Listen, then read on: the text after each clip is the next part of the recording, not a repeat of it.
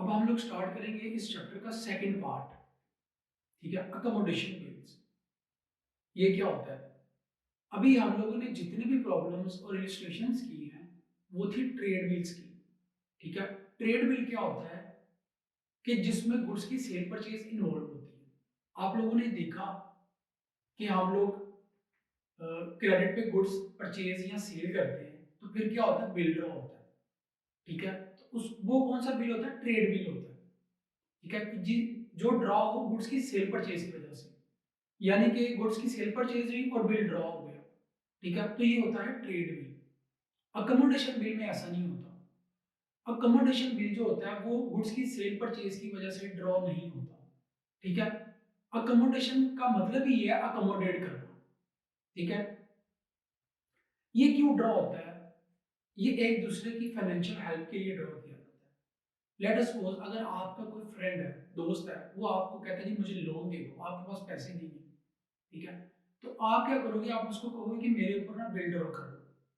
ठीक है, अब इसका फायदा क्या होगा? आपको पता है bills of exchange legal document होता है।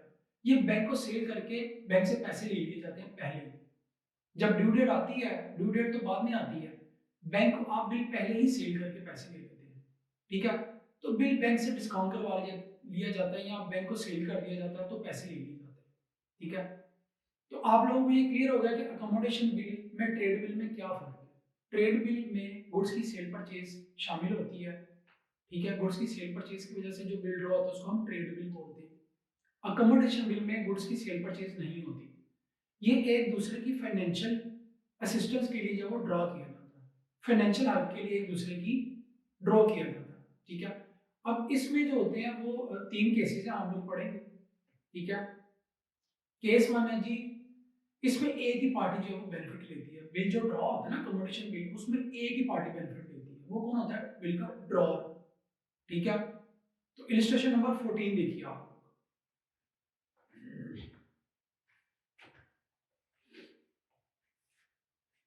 X approached his friend Y for a loan of rupees 15,000। X ने अपने दोस्त वाई को कहा जी मुझे लोन दे दो 15,000 का।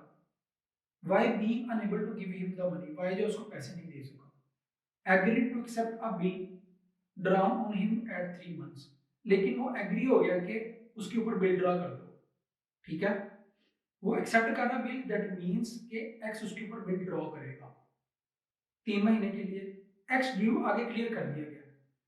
आप लोगों ने जब भी कोई इलिस्ट्रेशन या प्रॉब्लम करनी है, ठीक है, चाहे आप लोग घर में कर रहे हैं या एग्जाम में कर रहे हैं, तो आपने सबसे पहले इलिस्ट्रेशन को या प्रॉब्लम को, जो भी सिनेरियो होगा, आपने उसको 2 से 3 बार कंप्लीटली रीड करना है। ठीक है, या आपने इतना रीड करना है कि आपको कंप्लीटली अंडरस्टैंड हो जाए, समझ आ जाए पूरी प्रॉब्लम में कि क्या है। फिर आपने प्रॉब्लम को स्टार्ट करना है, स्टेप बाय स्टेप सॉल्व करना है। ठीक है, X drew and Y accepted the bill. X ने बिल ड्रॉ किया, वाई ने एक्सेप्ट कर लिया। X discounted the bill with his bank 12% per annum. देखिए अब एक्स ने बिल बैंक से डिस्काउंट करवा लिए, पैसे ले ली। ठीक है, on the due date X remitted the amount to Y in order to meet his acceptance. Y met his acceptance. अब होता क्या है कि एक्स ने बिल ड्रॉ किया, पैसे ले लिए, लेकिन ड्यू डेट से पहले बिल की अमाउंट एक्स ने सेंड करनी है वाई को। क्यों? क्योंकि बिल ड्रॉ हुआ है वाई पे। ठीक है, अगर एक्स पैसे नहीं भेजेगा वाई को तो बैंक किसको पकड़ेगा? वाई को।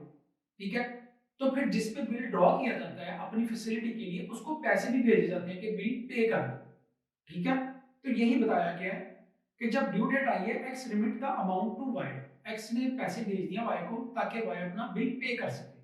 ठीक है, Y met his acceptance, pass entries in the books of both the parties. आपने एक्स और वाई की बुक में एंट्रीज करनी है। तो सबसे पहले अब इसमें सेल परचेज की एंट्री नहीं होगी क्योंकि ये ट्रेड बिल नहीं है, ये अकोमोडेशन बिल है। तो सीधा सीधा बिल ड्रॉ होगा इसमें। ठीक है, एक्स बिल ड्रॉ करेगा जब वाई के ऊपर, तो क्या एंट्री करेगा? बिल रिसीवेबल अकाउंट को डेबिट करेगा और वाई को क्या करेगा? क्रेडिट। कितनी अमाउंट से जी? 15,000 से। ये है जी अकोमोडेशन बिल। गुड्स की सेल परचेज नहीं होगी, डायरेक्ट बिल ड्रॉ होगी। वाई बिल एक्सेप्ट कर रहा है तो वाई क्या एंट्री करेगा? एक्स अकाउंट को डेबिट करेगा और बिल पेबल को लायबिलिटी बना लेगा। कितनी अमाउंट से? 15,000 से। ठीक है, अब इसका फायदा क्या होगा? एक्स ने बिल बैंक से डिस्काउंट करवाया, 3 महीने का बिल था, 12% रेट है।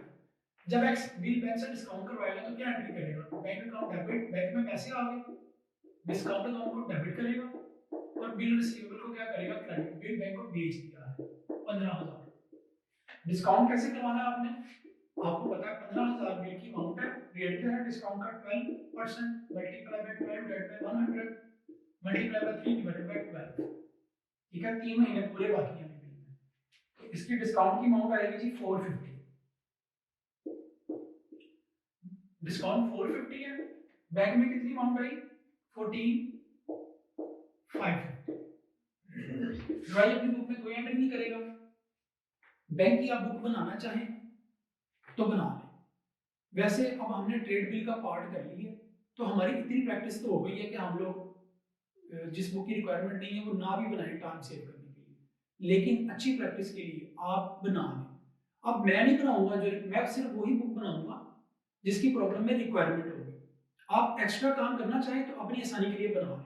अब बैंक की बुक आप बना लें, आप लोगों को पता है बैंक की बुक में क्या एंट्रीज होंगी। अगेन अकोमोडेशन पार्ट स्टार्ट करने से पहले मैं ये अज्यूम करता हूँ कि आप लोगों ने अच्छी तरह ट्रेड बिल का पार्ट किया होगा, फिर ही आपको ये समझ में आएगा, अदरवाइज ये समझ में नहीं आएगा।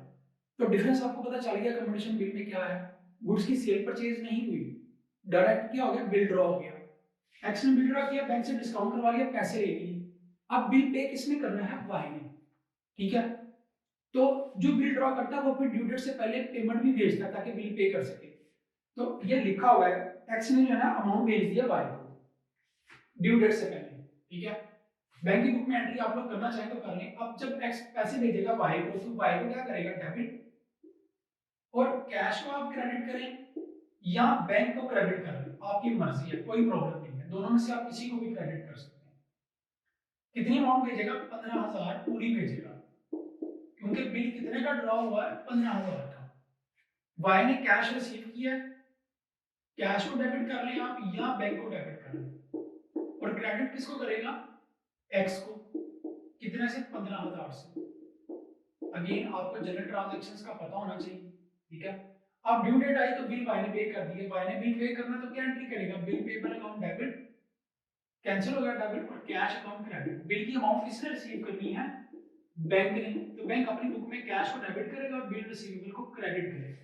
ये था जी कमोडेशन की सिंपल सी इलस्ट्रेशन। पहले अगेन दोबारा मैं डिस्कस कर रहा हूँ, ट्रेड बिल आप लोगों ने किया है तो ये पार्ट आप इजीली कर सकते हैं।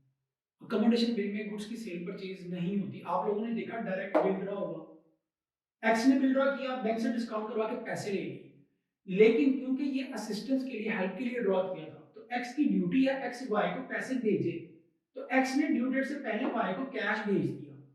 ठीक है, वाई ने कैश रिसीव करके अपना बिल जो है वो पे कर दिया। अगर बिल पे नहीं करता वाई, तो फिर बैंक किसको पकड़ता, वाई को पकड़ता। ठीक है, तो वाई ने किसको पकड़ना था, एक्स को। ठीक है, तो आप लोगों ने इस चीज को बहुत ध्यान से करना है, पहली कुछ इलस्ट्रेशन आप अच्छे तरीके से कर लें। ठीक है, तो आपके लिए इजी हो जाएगा। इसको आप नोट करें, पहली इलस्ट्रेशन है ये 14,